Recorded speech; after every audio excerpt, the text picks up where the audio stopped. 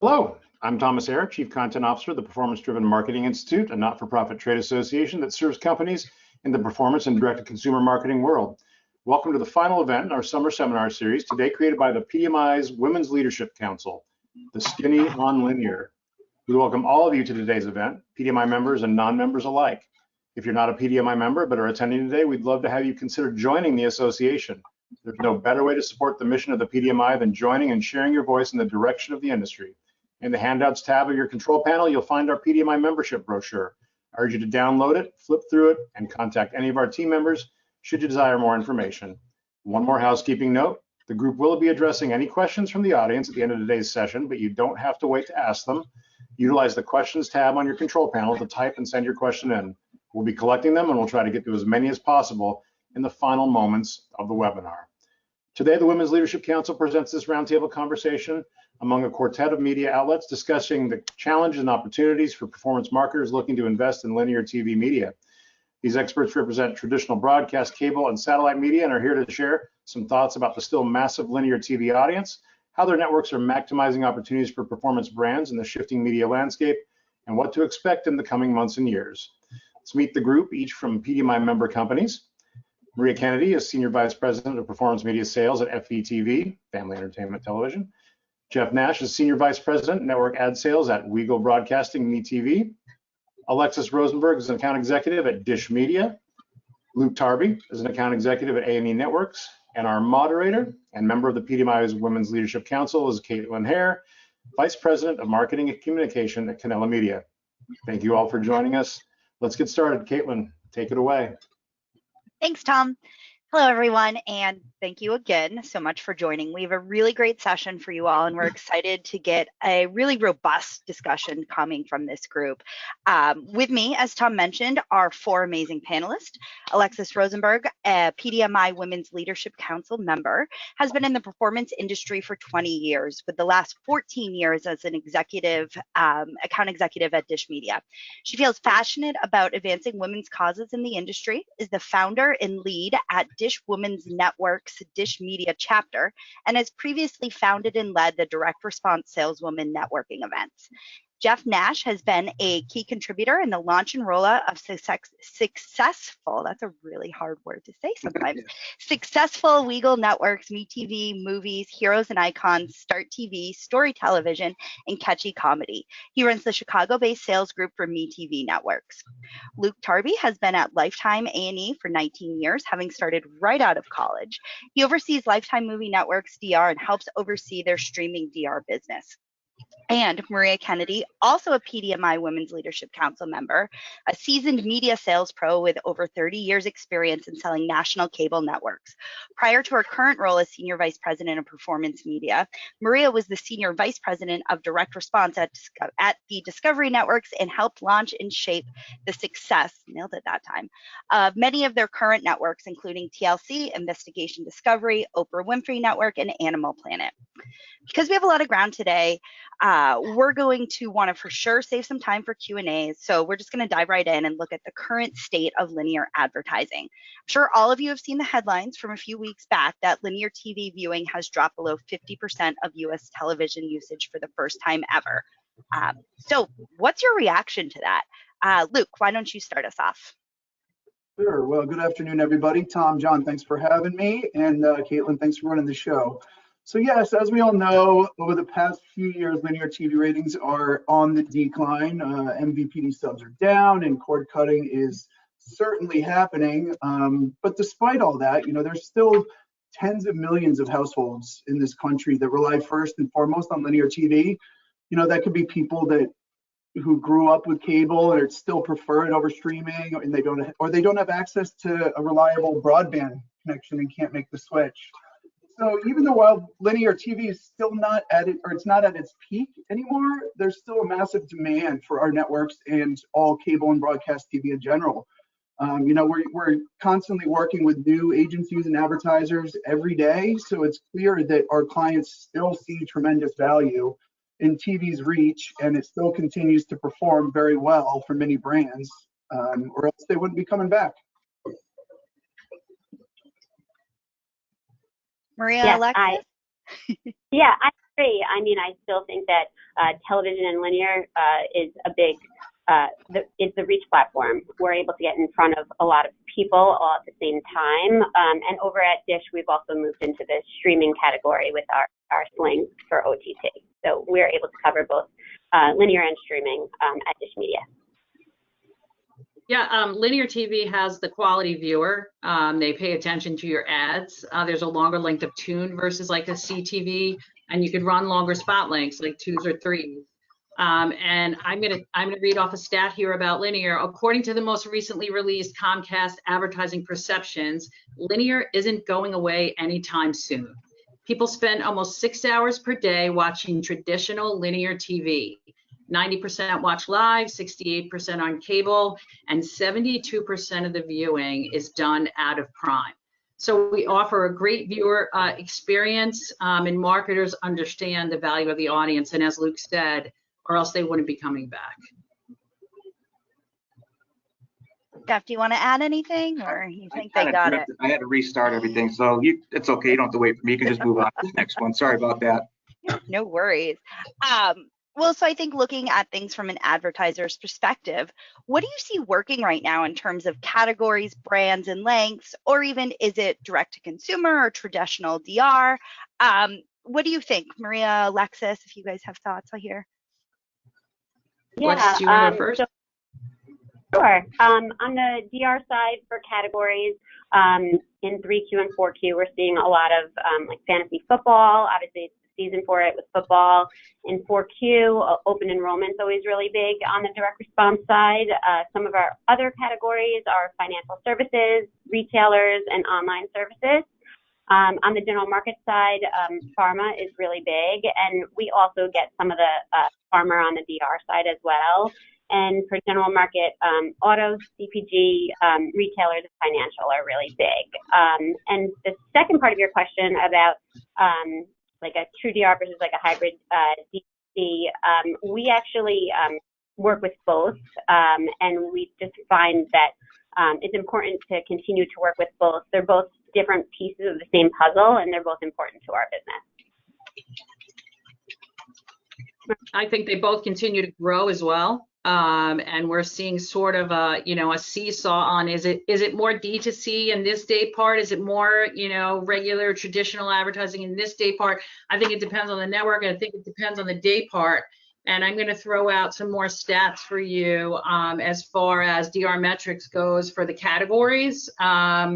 Last week, the biggest categories across the industry were, they have it as drugs and toiletry. I'm going to say it's pharma, insurance, health and fitness, telecom, financial, home and garden, electronics, public service, and sports betting is also quite big. On our networks, we're looking at like pharma, insurance, telecom, weight loss, again, home and garden. Some are the same, some are different, torts, medical supplies, etc. But I think that you're seeing every agency has an advertising, every big agency has a performance media arm. And there is no doubt that everybody is looking at not just CPMs or GRPs, but they're looking for efficiencies and effectiveness in their buys. They have to do that to be able to survive in the fragmented market that we're all experiencing right now.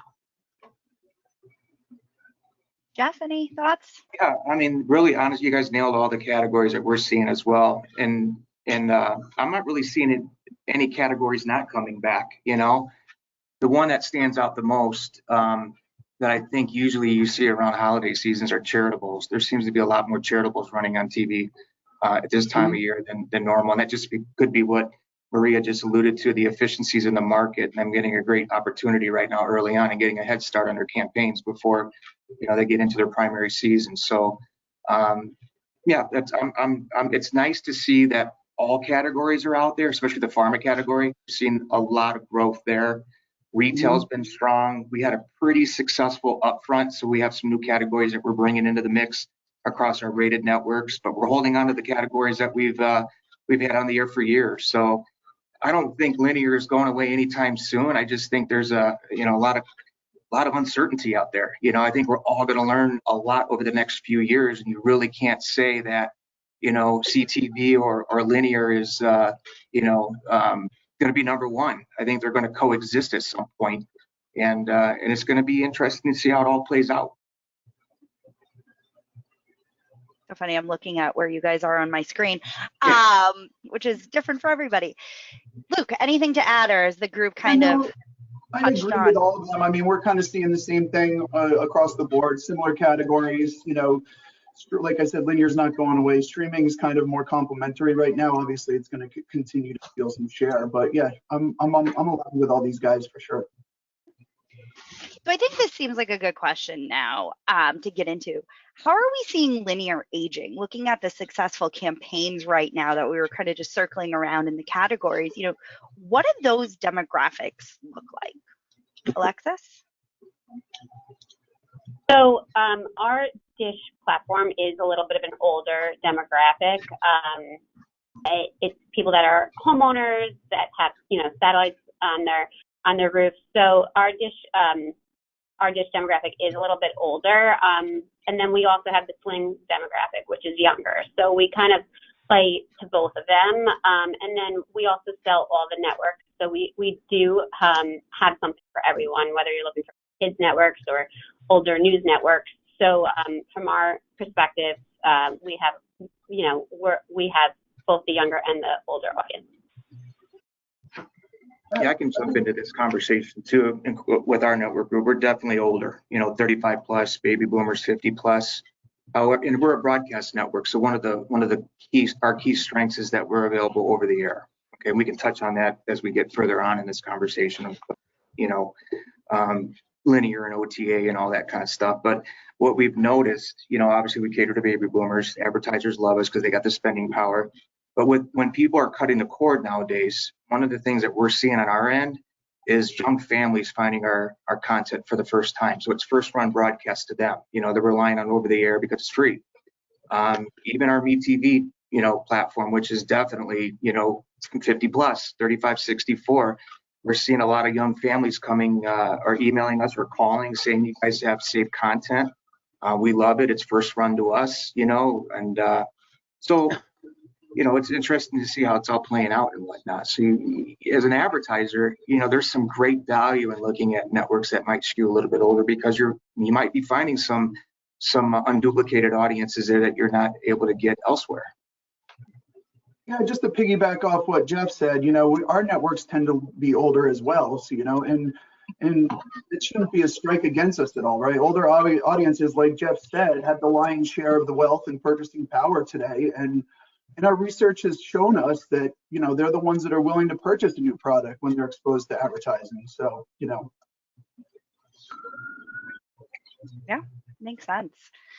And we've kind of talked around this, but pulling it out a little bit more. Anybody watching linear?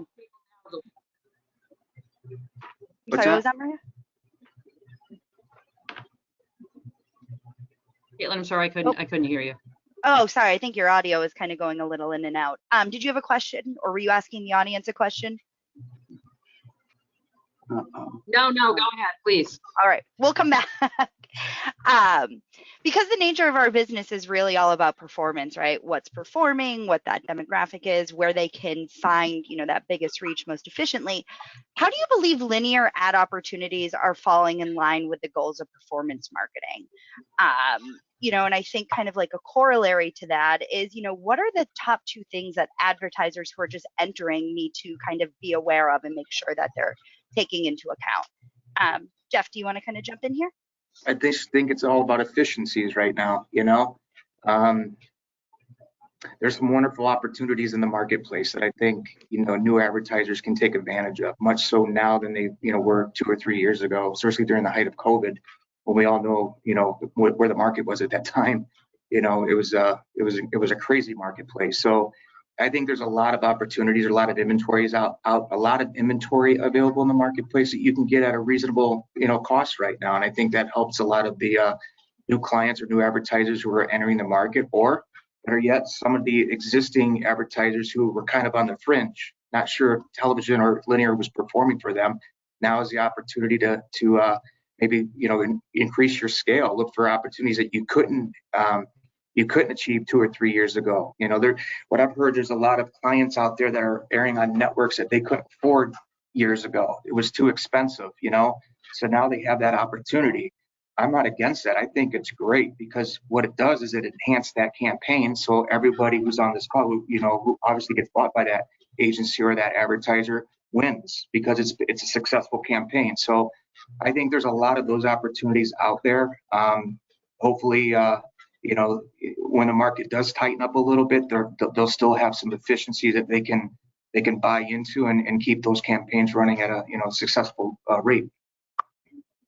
Yeah, and to piggyback off of what Jeff said about a successful campaign and making sure you have a successful campaign, I think it's important before you go into the campaign for new advertisers to figure out like how they are defining that success and like what they're measuring and how they're measuring it. Really like looking at their KPIs and their goals and that way they can figure out how they're actually measuring success. So I think that's important to do before they get into the marketplace. Mm-hmm. Sure. And everyone's definition of success is different. You know, is it a reach play? Is it, you know, a total sell play? It's what your brand defines as success. Mm-hmm. And I think we've seen a lot of growth obviously in the D2C market, you know, with the amount of avails and opportunities in the marketplace. You know, we're seeing a lot of the, you know, D2C clients coming from social and scaling on TV. You know, it just seems to be the next spot for them to grow their business. So. Yeah, we're also seeing that as well. And I think it's a great growth platform. And then looking at those that are coming from social onto TV, how are their metrics kind of comparing and how are you seeing that sort of translate? I mean, I think the metrics are a little bit different. It's not going to be click because you're not going to be clicking straight from your iPhone straight onto the ad. So that's what they need to figure out, like how they're going to measure it, whether it's like last touch or you know, cost per click, cost per call, website attribution. So. Yeah, and I think when they scale, they start to, like Alexis said, they're starting to look at different metrics, you know, whether or not it's overall performance or sales for the actual brand or, you know, tracking web hits or whatnot. I think it's just, you know, it's a learning curve for them too. Mm-hmm. We're all in it together. Yep. Yeah. So that's really helpful to kind of get an understanding of what's going on for those on TV. But what about you guys? What are things looking like for you? And what does that mean for linear? Where are you playing similarly or differently? Kind of what's some of that linear streaming mix? Luke, you want to start us off? So in our world at A&E, obviously TV's obviously been a huge push for us, but linear is still the biggest chunk of our business. Yeah, that's going to continue to morph and TVE will continue to steal share. We're also in the fast channel game now, but I both think have a place for us. And since we're a smaller to mid-tier company, unlike some of the other big players, we don't have our own streaming service, our own plus streaming service, but we do have our content out all over the place and reaching many other endpoints. But that being said, linear is still the biggest chunk for us. Yeah, ours is all about distribution. You know, we recently or have been on like Friendly and Philo, to name a few, YouTube TV, but our bread and butter obviously is, you know, over the air distribution, cable and satellite. You know, we're kind of resilient to cord cutting, to be honest with you. You know, if it happens, you can still find us, you know. One of the things that our company has done over the last few years is we've gone out and bought our own affiliates. And I want to say we have 40 to 45% of the MeTV marketplace covered with our own affiliates that we own. We own the sticks in those markets, full distribution, and we run our networks through them as pass-throughs. You know, we're continuing to look at that business model. We think that there's going to be a resurgence of over-the-air television in the future. You know, that's the original way of watching your content. Obviously, it's free. You know, you also have fast channels out there that are very similar. They're free. They're available. You know, when you buy your TV, hook it up to broadband, there you go. You know, I think the jury's out on that. Wait to see what our advertisers have to say on performance. You know, the quality is a little different than what you would see on linear, in my opinion. Their breaks are different than what you would see on linear. So yeah, I mean, the key question is distribution, in my opinion. You know, that as a linear platform, that is something that you need to be at least 2 or 3 steps in front of, and be picky. You know, you don't need to be on all of them.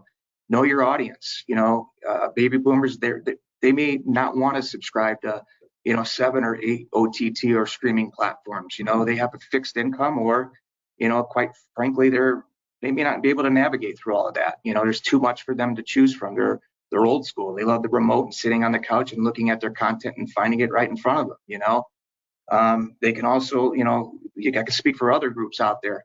You can go subscription broke. You know, by the time you're done signing up for all these things, you're going to be paying more than you would for cable or satellite. So, you know, we know the cost is going to skyrocket. You know, programming costs aren't going down. You know, none of these guys are making money right now, in my opinion. So, you know what's going to happen. They're all fighting for the same, you know, subscribers, you know, same subscription base. So, you know, there's a lot to be said on that. So I think distribution is the key to I mean, probably all of us on this call, to be honest with you. I think that's what we need to, you know.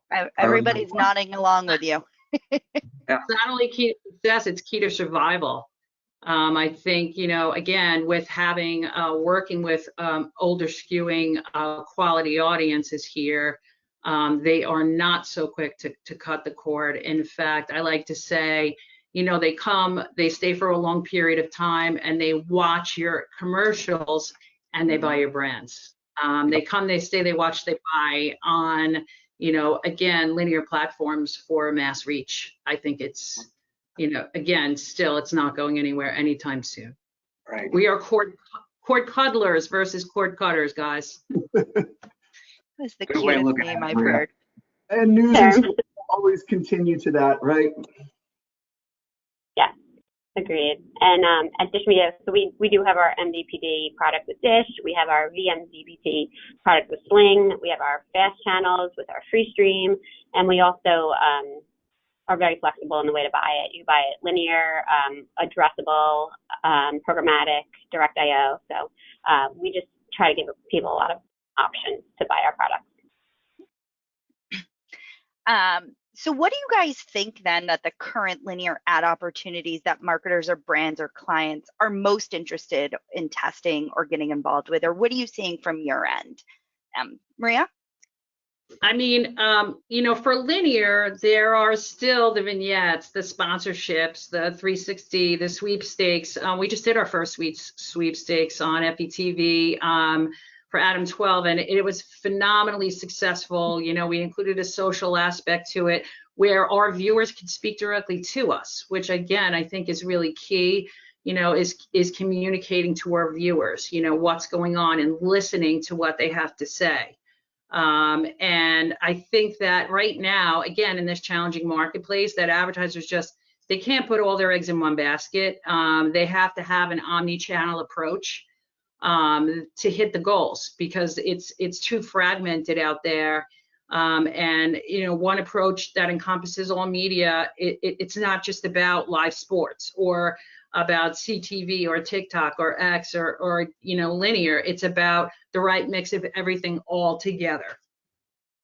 Yeah, and about finding your audience wherever they're watching. Exactly. There's no silver bullet. Advertisers just keep testing and testing and testing to find, again, the right mix. And I think one of the buzzwords this year has been, you know, flexibility. And going back old school, flexibility, performance, and efficiency. Again, as advertisers struggling to find, you know, their best ROI, again, they need to use all channels and keep testing everything across all media. We also have linear. We have the ability to accept extended lengths. You know, I think that's a big win for a lot of our performance marketers and whatnot. We're seeing a lot more 3-minute avails coming into the market, you know, a lot more so than there was, you know, earlier this year, to be honest with you. We're getting inundated right now with requests for 3 minutes. So obviously that, you know, we can do what we have to do on our end to accommodate. But that is something that it remains to be seen if it's going to be available on the streaming apps or OTT, if they have breaks that are going to be that long or whatnot. So I think that's one of the perks, you know, for linear what we can offer the performance marketers. Not only threes, but we can do other spot lengths as well. We've gotten requests for fives. We've run fives. You know, obviously day parts are limited with those, but I know that there are many other networks, and all the big network groups take these different types of spot lengths. And I think that's been an incredible advantage in the marketplace for performance marketers to be able to take the time to actually say what they want to say and get their message across to it. And it's also big for pharma because they have a pretty in-depth disclaimer they need to, you know, display on TV. So, you know, to have that option for them, it gives them, you know, some real estate that they can utilize and whatnot. Absolutely. And I know that a lot of times with a five, it's an infomercial marketer that's usually taking their long form show where they're very limited, you know, to the networks that they could reach and expand their reach and their brand by reaching new audiences across the board, utilizing their 5-minute spotlight. Yeah, we've seen a lot of that, Maria, over the last few years, 28, 30 clients, you know, converting over to fives to get, you know, inventory that they were never able to get before, obviously, or if the network doesn't carry infomercials, we don't have the availability for a 28, 30 on ours.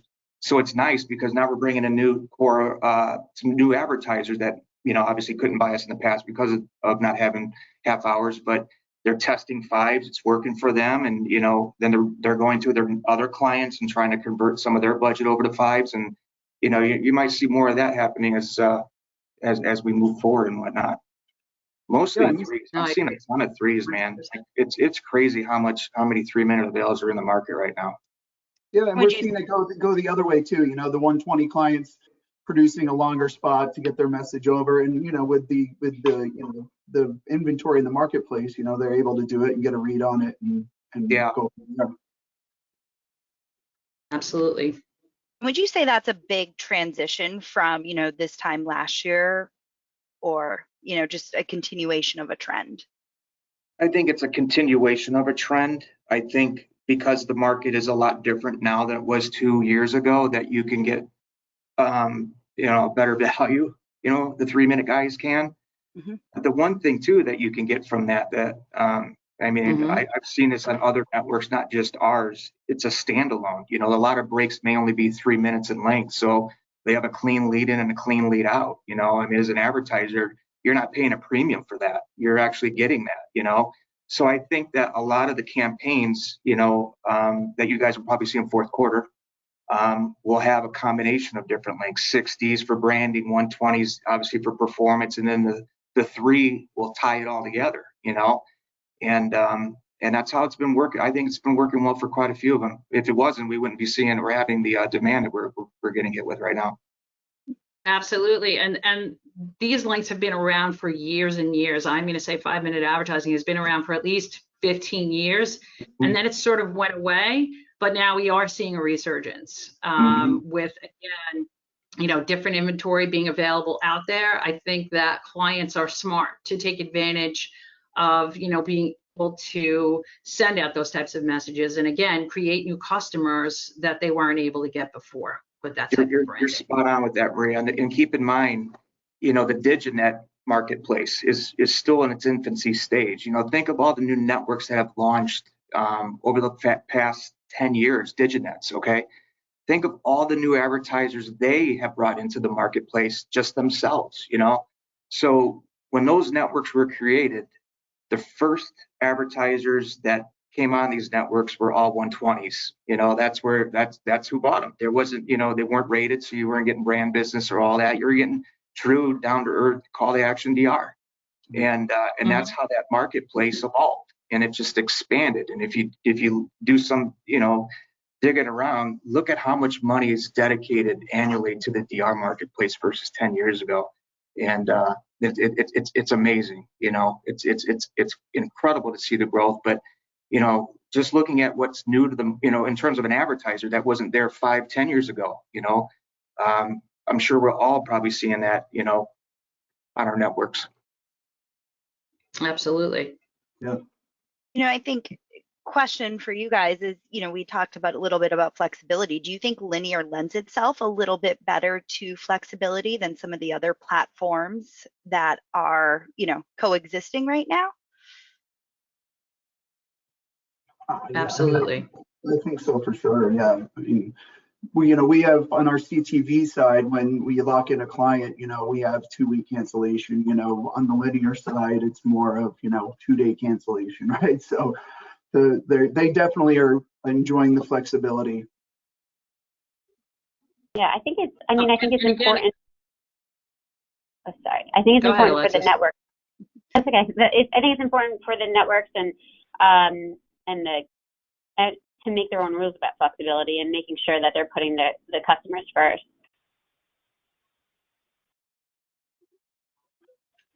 Yeah, like I'm saying, yeah, flexibility and being nimble is a real key to being able to for these advertisers to again perform and be able to get on and off and move their money to what's working and cancel what's not working. That is just basic DR 101, right? So flexibility, again, it is key. And I think we're seeing it even more in the marketplace with even the general advertisers wanting more flexibility in their schedules as well.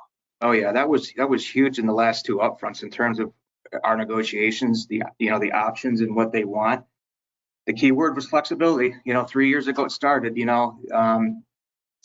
it's amazing how the upfront has changed over the last few years, to be honest with you. And that's a separate conversation you could probably have, on another day. But again, a lot of it has to do with, a lot of it has to do with the flexibility that the agencies wanted, and they received. Just to throw out a few numbers going back to our new business, on our side, we had over almost 200 new advertisers last year and over 700 new brands out of almost 20 new agencies. So that just goes to show you that, it's still working and new clients are coming on board. Thanks, guys.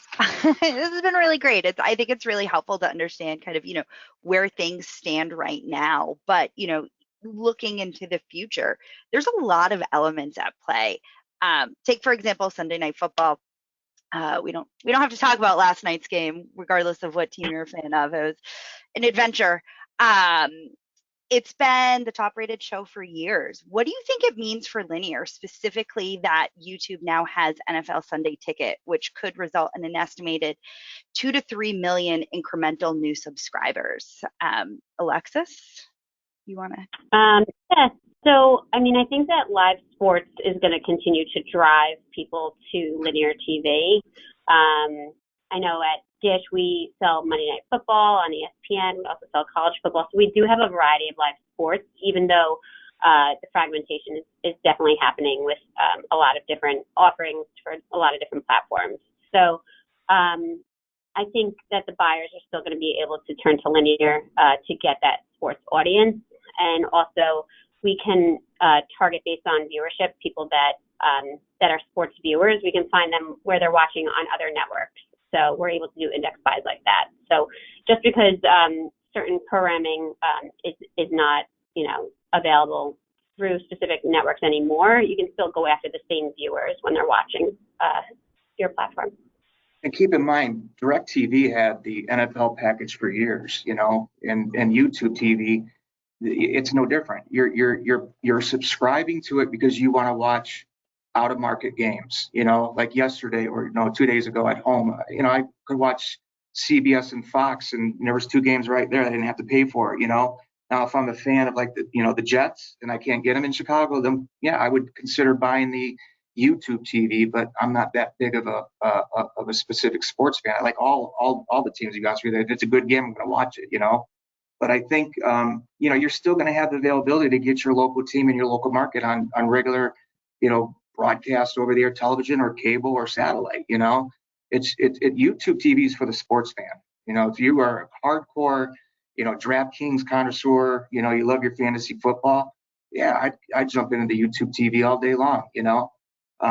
But I don't think the one thing that we don't know yet regarding that is how many new subscribers has YouTube TV gained from the NFL package. Until that's published, we can assume, that there's this mass amount of people that have migrated over there, but we don't know, we don't know. So I'm anxious to see what the number looks like and whatnot. And, I think the other problem you have there too is, YouTube TV doesn't have the bandwidth to add all these cable networks, That's why you don't see every single cable network running on YouTube TV right now. I mean, if I'm YouTube TV, I'm going to find a way to make it happen, but how much bandwidth are you using on the games? You go through the programming grid on Sunday, there's 12, 13 games taking up how much of your bandwidth, Think of it on a 52-week average, how many networks you could have that run every day for 52 weeks that you just eliminated because you can't accommodate, So that's another question I'd like to find out is, why don't you have an expanded list of networks on YouTube TV? It seems to be the platform everybody's gravitating towards, So lot to learn. Again, it goes down to that word I mentioned earlier, uncertainty. Certainty, flexibility. we're stacking them up, but Yep. well, uncertainty, Jeff. Another headline that's could totally shift. God, these S's are killing me today. Could totally shift the future of linear is looking at the impact of cord cutting and retrans feeds. What do you think is the potential effect of this on broadcast station groups who rely on these fees? I'm sure you have some thoughts on this. Oh yeah. There's a couple of things. I would say about 50% of the revenue generated by these broadcast groups are depending on retrans fees. However, I think it's a little premature to speculate that they're going to be in trouble. These deals are long term. Okay, there's a few of the broadcast groups have many years left, so we won't know. You would assume that they have an impact on it, but the question becomes, what are these broadcast groups doing to avoid that? Okay, everybody, probably heard about the ESPN charter deal, that happened over the last couple, I think it was like the last 10 days or whatnot. It was resolved yesterday. And it was interesting to see how it played out. Obviously Charter pulled ESPN and Disney and all those guys off their cable tier. They were, they didn't want to pay the $2.2 billion programming costs, okay, and whatnot. Well, they settled. They finally worked out a deal. And I'm going to read this because this is where I think, linear and CTV can coexist, and why linear may still be, just as important 5 to 10 years from now as it is today, okay? So under the terms of the deal, Charter will pay an unspecific fee increase to Disney. Okay, keep in mind, they didn't want to pay the $2.2 billion, but now they're going to pay an undisclosed fee, okay? However, the cable company secured wholesale pricing on Disney streaming services. This will allow in the upcoming months Charter to bundle the ad-supported Disney Plus Basic and ESPN Plus with its popular Spectrum TV Select platform. ESPN much discussed DTC, direct-to-consumer product, will also be available to Spectrum TV Select users when it launches. So what's that tell you? They worked out a deal to coexist, okay? If that deal would have went the other way, where Charter would have told them to, go pack sand, we're not going to pay the 2.2, Charter probably would have abandoned cable TV altogether and focused on broadband as their primary source of revenue and wireless. But they worked it out. So now, as a subscriber of Spectrum, you're going to be able to get Disney Plus and ESPN Plus, okay? And then obviously when the standalone, ESPN launches on its own or whatever they might be doing behind the scenes, they'll have access to that too. So think about it. Now there's 3 platforms that subscriber doesn't have to sign up for anymore because they're holding on to their linear package, okay? I think you're going to see a lot more of that. And you're going to see a lot of consolidation. That's the key word too. That's our third key word for today, consolidation, okay? These guys aren't making money, you had a couple guys sitting in a boardroom with these MBAs going, I want to be just like Netflix. They got antsy. They went in too soon and they're not making any money. They're leveraging, themselves right now. ESPN or Disney, I have to say Disney, needs their ABC O&Os. They need ESPN because that is an annuity to them. And that's what's paving the way for them to hold on to their streaming and OTT platforms right now, because they're not making any money, so they gotta have something there. So, what's going to happen? Nobody knows. Maybe Disney partners up with Amazon or Apple or even, Alphabet. Who knows? But there's going to definitely be some consolidation in the marketplace when this is all said and done, because content is so expensive. Everybody's fighting for the same number of subscribers, and keep in mind there's a writer strike right now that impacts a lot of future television. What are you going to watch on these OTT and streaming platforms a year from now if they're not producing any shows because they're not writing anything? I struggle finding content that I want to watch on these guys because it takes me 20 minutes before I find anything that that I enjoy. Where I have linear, I can get there pretty quickly. So retrans fees, I think they're important, and they're give it a few years and we'll know. But hopefully these guys are smart enough to have some sort of game plan to replace any of the retrans fees they might be losing along the way. And sorry for babbling. So I can get into that, Yeah. Well, there's a lot involved with all of this, right? Like no question has a simple, clear answer, which flexibility, uncertainty, and man, I forgot our third, but I think it ties right in with that. There's a lot to think about. Consolidation. There you go. There's a lot to think about. So I think as we're starting to kind of close this up with our last question, I want to ask each of you, what do you think the future of linear will look like? Luke, you want to start us off with some prognostication? Sure, yeah. So I can't say success, but I can say prognostication. So I don't know what that means. Let's be honest. It's going to continue to exist for a long time, right? I think all these various platforms that are out there are more of a in addition to and not instead of. There may be fewer subs, but the size and the scope of linear TV business is huge. And whether it's delivering on a certain Nielsen demo or reaching an advanced audience or transacting on a performance guarantee, we're always open to have a conversation to understand a brand's objective and how we can tailor a campaign to help them achieve it. And as we all know in the performance community, there's still a strong desire for flexibility and control to optimize a campaign, and which is why so many D2C brands are still choosing all of our DR solutions. So, it's here to stay for a while. Alexis? So I agree. I think that linear is here to stay, and then streaming is, has a different audience, and there's something for everyone out there. On the buying side, we've seen a shift to impression-based buying.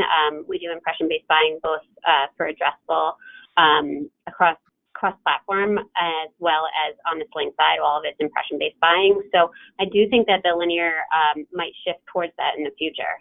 But we're seeing linear. We're seeing impression-based, measurable, and data-driven buying. Maria? And I think from our perspective, as Jeff said earlier, we need to keep our sub base up as high as we possibly can, to stay relevant and on the buyer's radar. And as far as creating content, we need to continue to create content that viewers love, and that viewers are passionate about and they want. We have an upscale viewer, and a little older skewing at FETV. And again, we mentioned earlier, they're not so quick to cord cut when they love what they're watching, and they don't like to change so much. So I think that the older skewing brands have a little bit of an advantage there, and will definitely be around in the long tail term, for many years. That's it. Jeff, anything else you want to add? Or how I look at it in the future, I think as a viewer and an advertiser, you're going to have options, and I think that is a sign of a healthy marketplace. That media is healthy, video healthy. When you have options, that's a good problem to have, in my opinion. And again, only time will tell. Once the dust settles, we'll see where this all ends up. But I think, I think having options is a win for people. And if we all can coexist together, then it's going to be a really unique marketplace. You know, it's going to be something that, you know, it's technology, man. You know, all you're doing is staying the course. You know, you want things to change for the better, you know, and if this is one of them, then, you know, then accept it. And we all need to continue to work together to, you know, take our viewers and to continue to turn them into your customers, and into your lifelong customers if we have our way. Love it. Awesome. Well, thank you guys so much. Tom, we'll turn it over to you for the Q&A portion. Yeah, great job, guys. Really well done. We've got a few questions floating around out here that we'll put in front of you. The first one is kind of a two-pronged question about how streaming and CTV is affecting you guys and actually maybe creating opportunities for you guys. One, we're seeing a lot of clients who are being asked for guaranteed streaming spend to earn linear time with certain outlets, and then also finding CTV CPMs are not working financially. Are any of you seeing opportunities come from this as brands and perhaps their buyers come back to you after testing or maybe trying to be forced to test CTV or streaming? I think that I'm in a unique situation because we sell both the streaming and the linear. And so we're seeing a lot of success for direct response clients on our streaming product on Sling TV. So, and I think that it's also important to continue to optimize and make sure that you're using the right targets, whether it's like an ROS target, or getting, you know, less broad and adding demo targeting, or even, you know, even more targeted than that. So I think it's important to just know your audience and like find it and see, you know, if they're watching streaming, then you can find it there, or you can find your audience whether they're watching linear. Yeah, I'll just piggyback off that. You know, I think we've seen a little more flexibility on pricing in the TVE marketplace. You know, I think it all started and everyone was like, you know, we got to be high double digits in the CPMs, and in this marketplace, you know, there's certainly plenty of avails out there. So, you know, some of our DR clients have tested, yeah, and they've come back and said the CPM's not working for us. It's too high. We need a lower CPM, and sometimes we can work with them and sometimes we can't. You know, I think it just depends on where avails stand and what they're looking for. Yeah, and that goes back to the flexibility of the networks, like making sure that you work with your clients. And, you know, if CPMs aren't working, like what can you do to optimize that campaign? Is it a lower CPM, or is it moving them to, you know, a different area that you're also selling that'll help them better drive their performance? Great. A question about, I know we talked about older audiences, but a question about younger audiences, saying that only about 15% of the younger audiences watches on regular linear TV now. What do you say to folks who are interested in reaching a younger audience but don't think they can find it with linear TV? Buy streaming. Yeah, I mean, on our end, you know, our networks are on the older side. I said, you know, we do have Vice TV, which is a younger audience. So we have that for the reach. But yeah, I mean, our streaming numbers are you know, the demos are certainly lower. Great. And again, I think they're watching more programs than networks. Yep. 100% agreed. Yeah. And also, great. are watching it with older members of their household. So, you know, it's like a living room experience with different generations often watching. So you're capturing the younger audience while they're watching it with the older audience. Great. On the family skewing network, like ours. Exactly, right. Doubling back, and this actually is a question from me for Jeff. When you brought up the over-the-air TV stuff, we had a story in last week's newsletter about particularly Scripps trying to do like these DVR set tops. Yep. Obviously, they've done the digital antennas in the past. You know, are there technological answers that will drive people back into going over the air?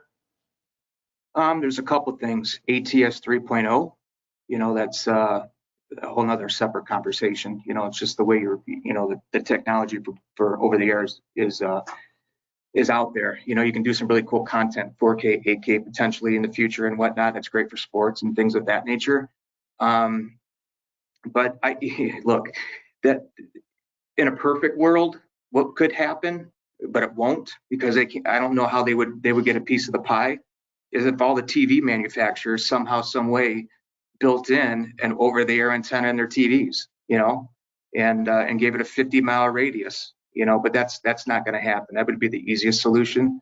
I think what has to happen, you know, as a broadcaster and whatnot, we're going to have to be, you know, out there promoting the availability for OTA. I know Scripps has run some commercials. I've seen them a few times where they're, you know, having people scan or find their stations or networks on over the air and whatnot. So, you know, it's awareness. You know, until we know for sure, you know, or we need some sort of campaign out there that's going to help everybody, not just one dimensional. You know, and until then, well, you know, you're just probably going to have to rely on going to the store and buying an antenna and inserting it on your TV and seeing what you can get.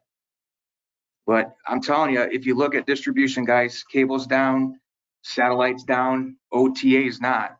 You know, the distribution is going up. I forget the percentage it's up, but all you got to do is pull the most recent Nielsen book and compare it to the previous, and you'll see that it's not going backwards.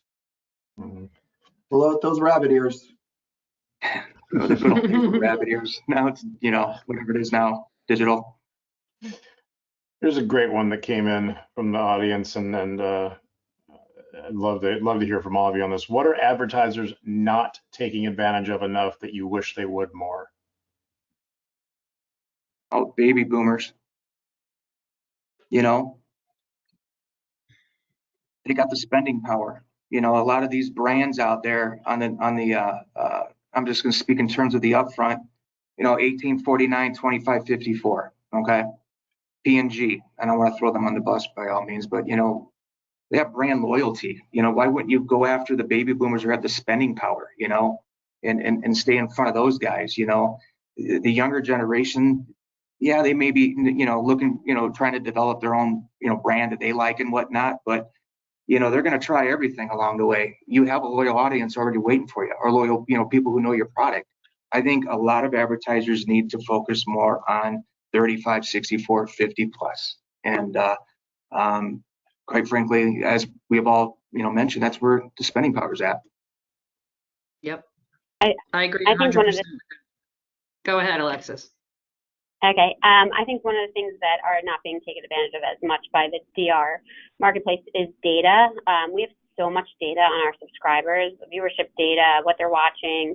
We have data like we have all these data partners that we partner with, and I know our general market teams use it for targeting and addressable, and our DR teams shy away from it a little bit. So I think that data can be used like as a great resource.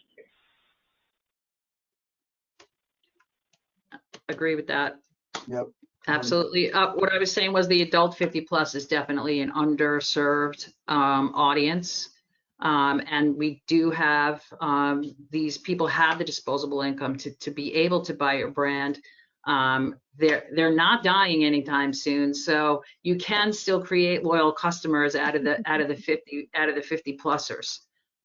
So hopefully, again, you know, you can spread the wealth a little bit and not just go after maybe the adult, you know, 18 to 49 and expand it out to say, hey, remember the test from earlier today? Hey, let's test on some of those adult 50 plus networks.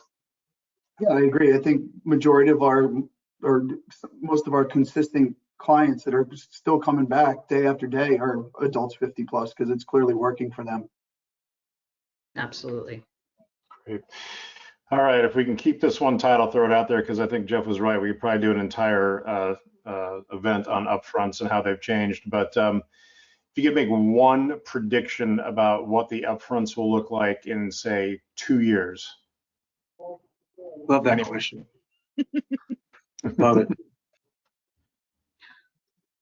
Have at it. That's a tough one. I mean, I think they'll somewhat continue to be there. I think it's going to be all about flexibility and, like we said earlier, I mean, just everybody being able to, I guess flexibility is the biggest thing, right? I mean, I know the dollars have been down in the upfront, but, there are certain clients that still want to commit.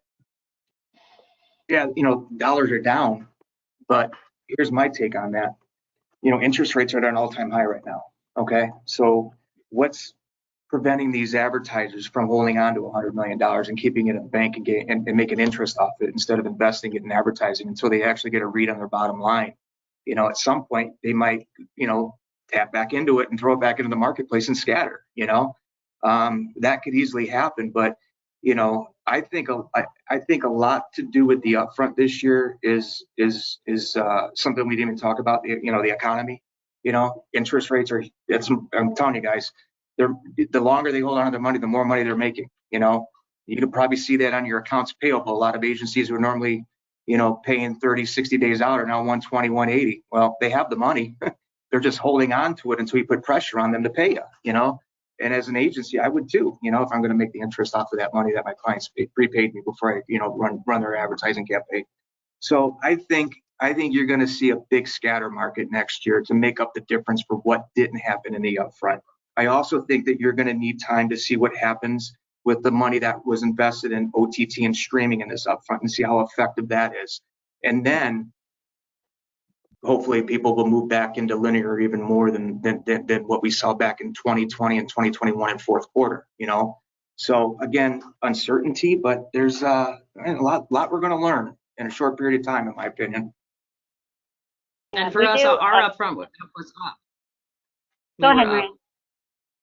Yeah, we were up. I think we'll continue to be up. I think that, 2 years from now, maybe it's more calendar versus more broadcast. Maybe it's not all 3 quarters. Maybe it's 2 quarters. Maybe they change parameters of, how they buy in their deal structures. And like everybody is saying, the buzzword of the day, flexibility in their schedules. But again, I think we will see dollar shifts back and forth between scatter and upfront. But hopefully, the dollars will continue to come in and networks will be able to take advantage of that and again, grow the revenue the way we have.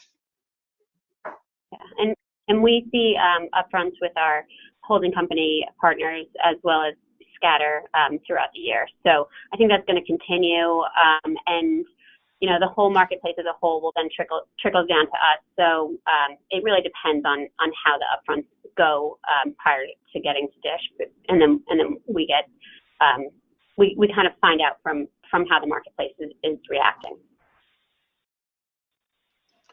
Great. I'm going to rejoin you folks here. Thank you all so much. Just really wonderful content and thoughts from all of you. I'm just going to go in order that I see on my screen. Luke, Alexis, Maria, Caitlin, and Jeff, thank you for your insights. And thank you to the Women's Council for bringing us to today's event.